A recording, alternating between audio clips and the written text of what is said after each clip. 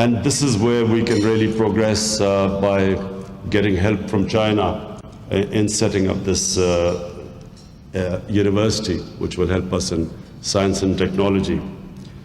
My experience of 2 days with this BRF forum, Belt and Road Forum, which with almost 40 different heads of states appeared. 2 days of listening to them. Everyone came in with different ideas. And I came to the conclusion that I think even the Chinese leadership did not realize that what they initially envisaged the Belt and Road Forum to be, I think this is now going to become much bigger than what they imagined. This is an area which could involve more countries. I feel other countries will join this because this is the future. The cooperation, the connectivity between so many countries, I think you will see that this forum will more subjects will be taken in. One of the things that came out was the concern amongst all the countries of the effects of climate change. Some of the countries, their futures are going to be affected unless and until the world does not start thinking about mitigating the effects of climate change. I'm very happy that Pakistan is one of the countries which, amongst all the countries in the world, which has taken revolutionary steps. The last 5 years, we planted over 1 billion trees in one of our provinces. And this time, we have given ourselves a target of 10 billion trees in the next 5 years, planting them in Pakistan.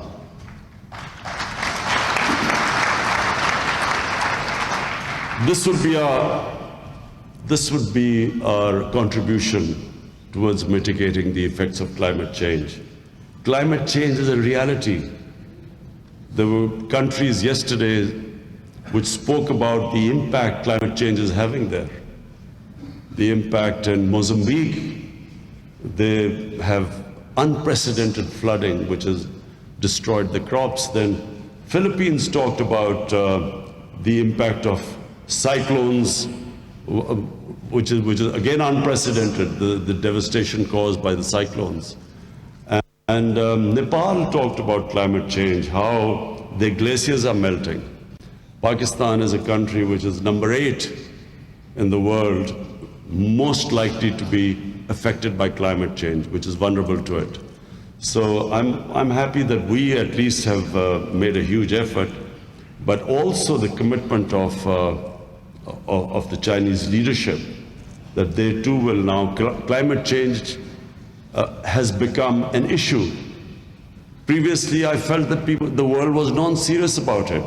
Only the few countries that were affected talked about climate change. But yesterday, I noticed that everyone, for the first time, is realizing that eventually climate change will affect the entire world.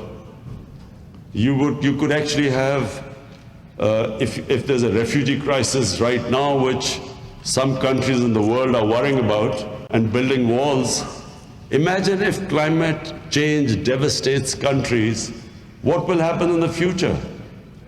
How will this huge migration from those areas which have been devastated by climate change, how will the countries cope with it? So I was very happy about it. And I was also very happy that we're talking about connectivity from Pakistan's point of view. Very important that there is connectivity between Pakistan and Central Asia.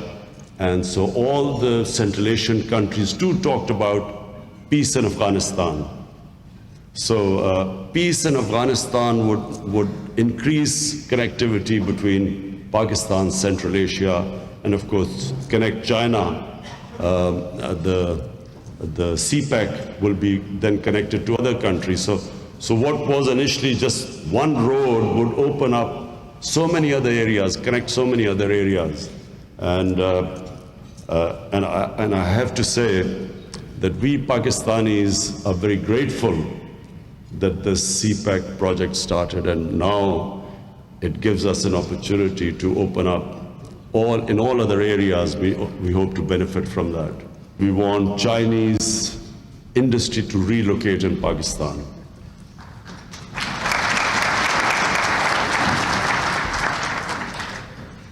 Ambassador, don't worry, I was never going to forget that because that was going to be my main thrust. There are Chinese business people here. I would like to invite you to Pakistan. Just like in Vietnam, in Bangladesh, in other countries, Chinese businesses have relocated. We would like to invite you to Pakistan.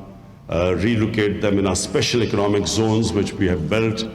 My government's job will be to remove impediments in your way, make it easier for you to invest. We already have, in my office, Board of Investment. The job is to make it easy for businesses to invest, the ease of doing business. We are removing all sorts of impediments, make it easy for you. We will also provide you concessions, taxes. We will provide you concessions and taxes.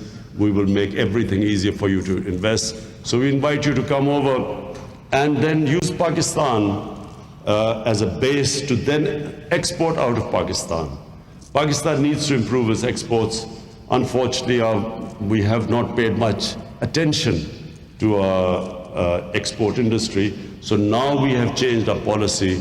Not only are we helping our exporters, but we will also give incentives to the Chinese businesses if they want to relocate to Pakistan. I also want to mention to the Chinese businesses that we now have a secure country. Pakistan's security forces, and I thank them for the sacrifices they gave at our intelligence agencies, they have overcome one of the most difficult security situations in Pakistan. And right now, we are now engaged in helping the peace process in Afghanistan. In Afghanistan, for the first time, after almost 17 years, there's a prospect of peace.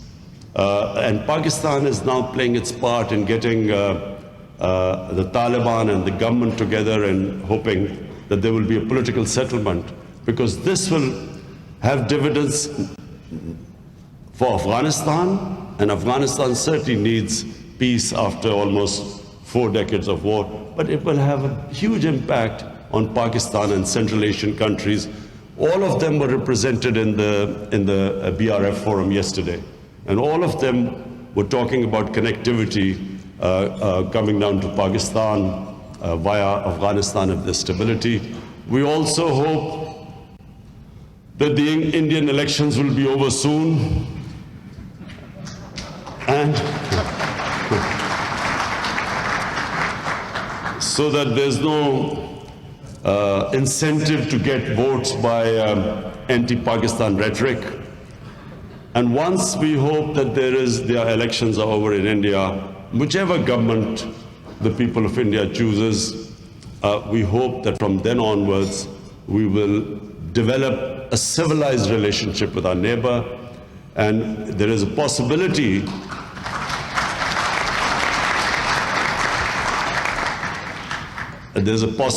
that if we can resolve, and we only have one issue, and that issue is of Kashmir, which two civilized countries can always resolve through dialogue, and we believe there's a solution.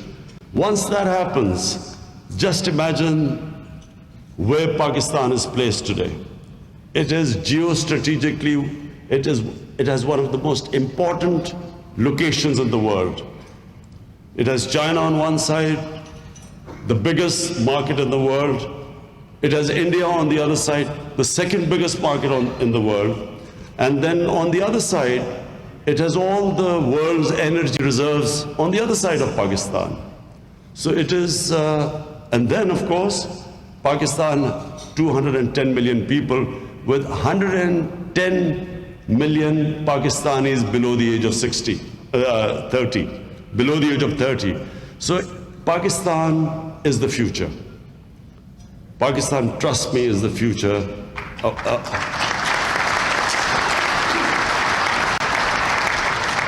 Future because, of course, also because of its friendship with China, close relationship with China.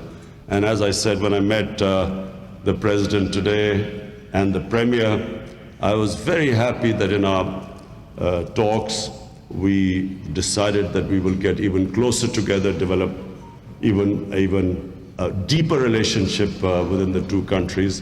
And so with China, relationship with China, the more trade we do, the more interaction, and hoping to benefit from China's technological progress, we feel that this is the time for businesses from China to come and invest in Pakistan. And rest assured, my government will be giving you every possible help.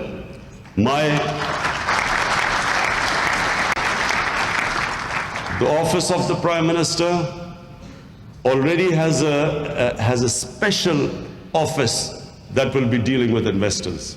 We will ensure that we make it easier for you, our Chinese businesses, investors coming from abroad. But I'm also talking about Pakistanis who are sitting here. We will ensure that for Pakistanis also, it would never have been so easier to invest as it is in Pakistan right now.